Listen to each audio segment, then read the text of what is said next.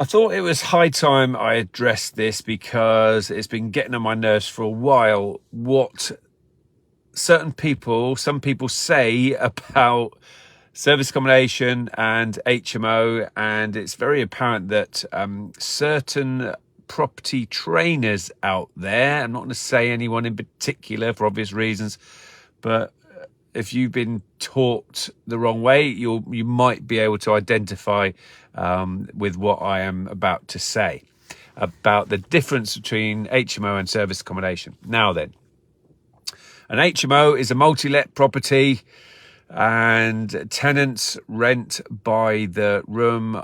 They have ASTs, normally shorthold tenancy agreements, and they're renting for a minimum of 6 months on an AST.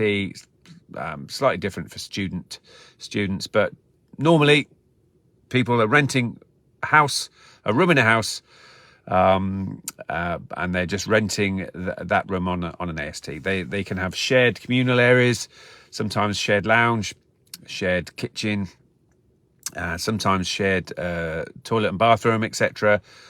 Sometimes they've got their own ensuite double bedroom. They might even have some cooking facilities, but ultimately it's somebody's home, right? And then there's serviced accommodation. Now, serviced accommodation is not somebody's home. You have guests in service accommodation.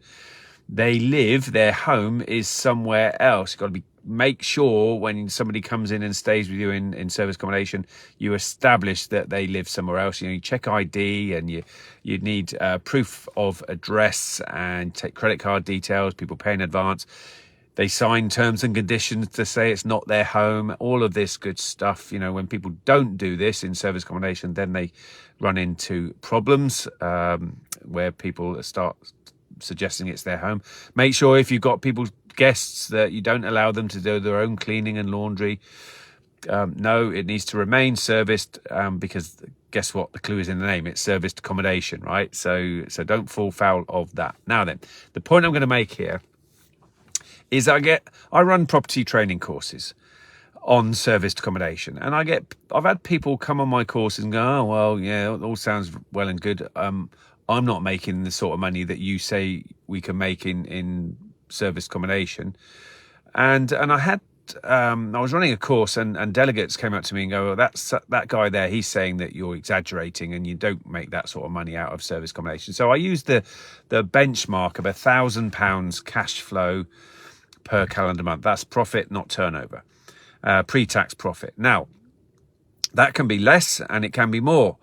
Now, it's typically less in a smaller property. So a studio apartment, a one-bed property, you're not competing with many hotel rooms. You can't accommodate very many guests. And yeah, you might only cash flow a few £100 or £500 from that.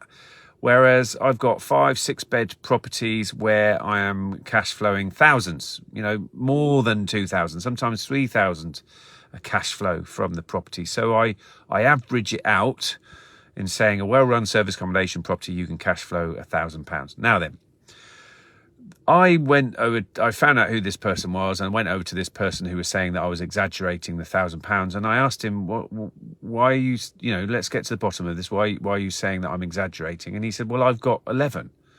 And, I'm lucky if I can cash flow £500. And I said, well, tell me about them. And they were one-bed apartments and studio apartments. I'm like, well, there you go. Moving forward, what I want you to do is implement the training I'm giving you and go and get some bigger properties where you can cash flow greater sums. And you don't, to cash flow double the amount, you don't have to pay twice as much in rent. It's not linear like that. So you can pay a little bit more to get a 2-bed or 3-bed or something like that, and actually double your cash flow. So moving forward, don't get me wrong, he's fine now and he's sorted out, and he's actually offloaded some of his one-beds and his studios because they weren't making that much money. But the reason that he went down that route is because this is what a different property trainer told him to do in service accommodation. He was told that the smaller properties work well as SA, and the larger ones you should do HMO. Well, that's just bollocks. It really is bollocks. Larger houses are very attractive to large groups of people who want to stay for a long period of time. They're very attractive to groups of contractors and trades, for instance, and they might have a job on the new build development that's going to go on for 6 months, and they'll take the larger house because it represents a saving for them on a hotel. And you just send the cleaners in once every week, sometimes just every 2 weeks, mid-stay clean. That costs a lot less than an end of stay clean, in between guests. It's just a wipe round and changing the bedding and towels.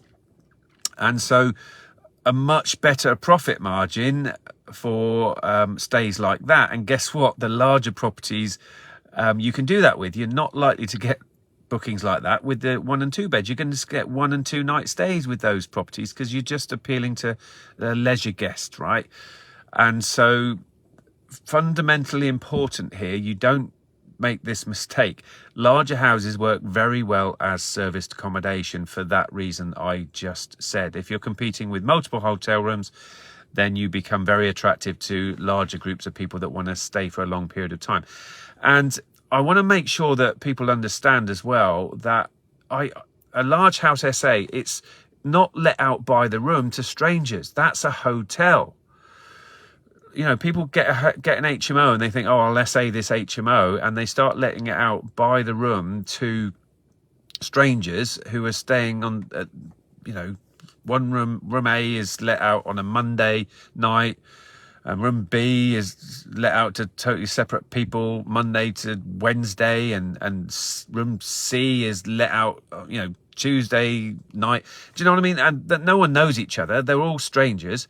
Well, that is a problem as far as I'm concerned. That's not what I teach, because I hear people saying, oh yeah, so you shouldn't SA a larger house because you're going to get guests falling out with each other because they don't know each other, and they're going to be upsetting each other.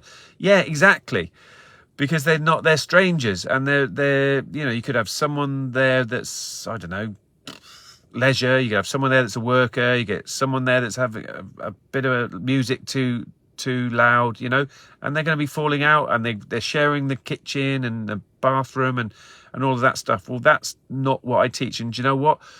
You're also breaching planning. An HMO is a C4 or a sui generis for a larger HMO, and the use class dictates it's for tenants who live there. So if you start doing SA there, A, you're not going to make as much money as you would do if you did it right, as I said earlier, and B, you're breaching planning. And so you're breaking the law, basically. And I know I've literally bought HMOs off people who've been getting fined from the local authority for being in breach of HMO regulations. And so people can get fined by doing this wrong.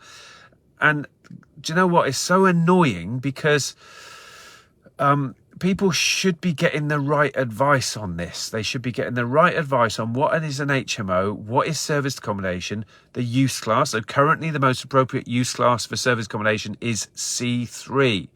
Yeah, where you do whole house or whole apartment. Now, don't get me wrong.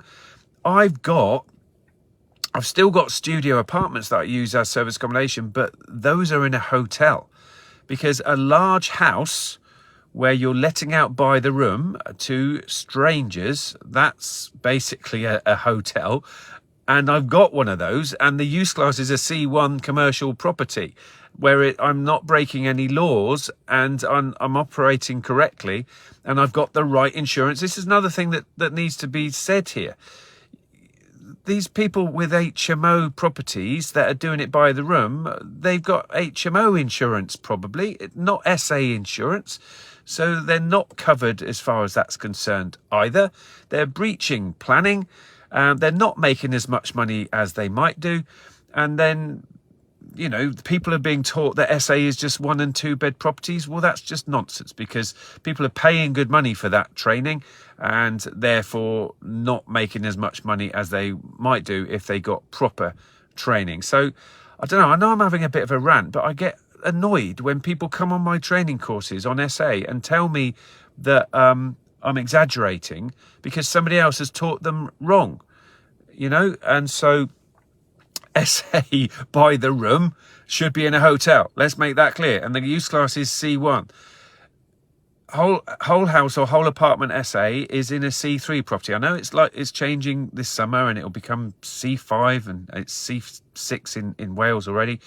But that's fine. It's under permitted development, so no need to apply for planning. You can go from C3 to C5 and back again under permitted development. So that's all fine. So these are the use classes. And then HMO is C4 or it's sui generis. Yeah, and let's not get this muddled up. So hopefully that was interesting or useful. Let's get this right. What serviced accommodation is, what HMO is. Let's make sure people are covered. I mean, mortgages. Let's talk about that. If someone's got an HMO mortgage, it is not a serviced accommodation mortgage. Okay, so you have to have the right consent to be doing it in the right property as well. So again, let's get that bit right. Now, I'm going to be doing a webinar on Monday, and so I'm going to cover this, and I'm going to cover lots of other stuff when it comes to service accommodation. I'll put a link in the comments if you want to join me on the webinar. It's going to be free. It's 7 o'clock on Monday. I'll put a link in the comments if you want to join me. If you've got any questions about what I've just talked about, then please, by all means, type them in the comments. My team will put this video on all of my different social media platforms with a link to join me on the webinar on Monday as well. So you'll have the link, or depending on which social media platform, if you haven't got a link, just write in the word webinar and I will make sure you get sent a link to join me on the webinar. So it's going to be a busy one, so make sure you're not late in registering. So Monday night on 7 o'clock. Any questions about what I've just talked about, by all means, type them in the comments. So here's to your success in serviced accommodation. But here's your success in serviced accommodation. And remember, guys, your future needs you. Take care.